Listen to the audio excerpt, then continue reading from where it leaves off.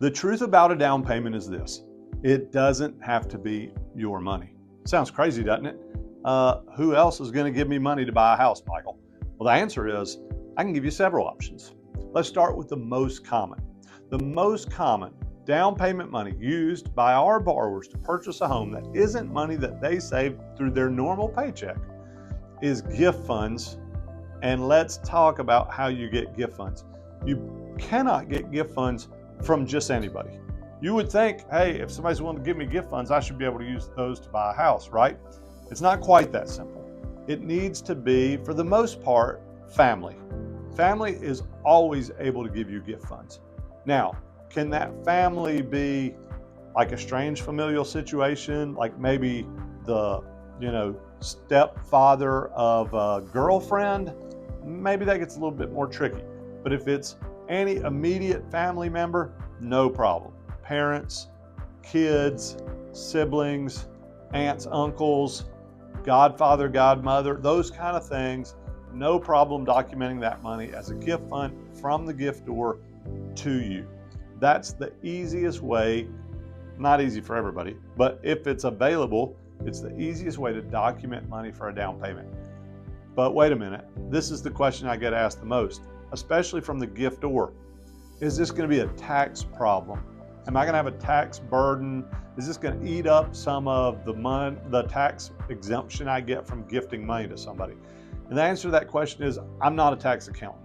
I'm not a CPA. I can't tell you exactly what tax implications your giftor, your aunt, your uncle, your mom or dad, is going to have if they gift you 5% of your purchase price for a down payment. What I can tell you is the law is very clear on this, and if you go talk to, or they go talk to their tax person, they'll be able to help explain it to them.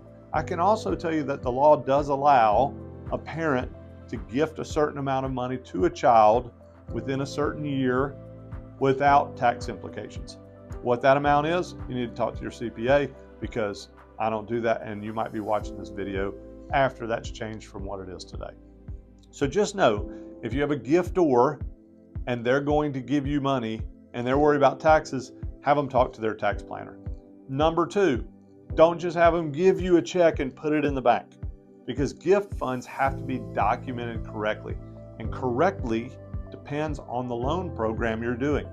If you're doing a conventional loan, a loan that's overseen by Fannie and Freddie, that follows a certain process. But if you're doing a government loan through the VA or HUD, an FHA type loan, or even a USDA loan, the process is different.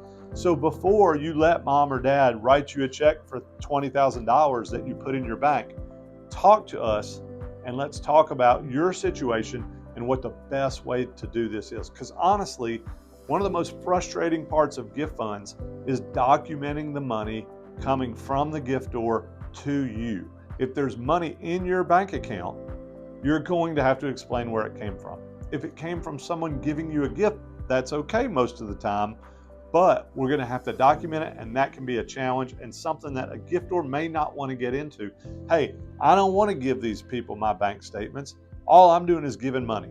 So let's have a conversation before we create paperwork for someone that's doing us a favor to begin with. That's gift funds.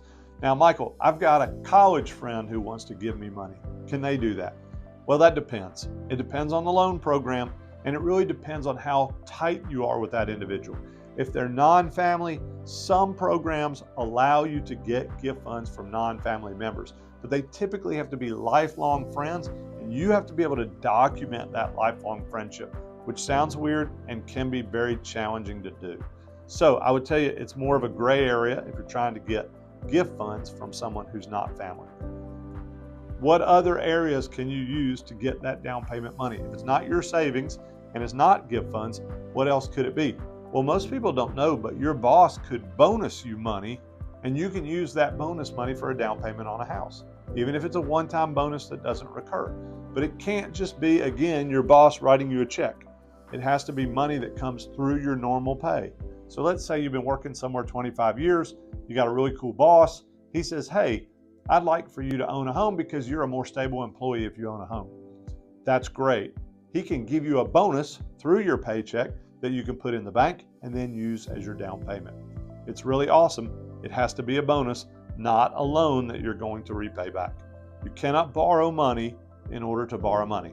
There are certain places that you can, but that's a video for another day. So if you're not getting it as a gift from family and you're not saving it yourself and your boss isn't willing to say, hey, here's a check for your down payment, what's your fourth option? If you don't have the cash, it's to come up with some type of down payment assistance, or DPA is what we call those. Sometimes it's bond money, it's a second loan. It could be a forgivable second loan. It could be a grant because you have a special circumstance. And then obviously there are programs out there that don't even require a down payment, but more of them do than don't.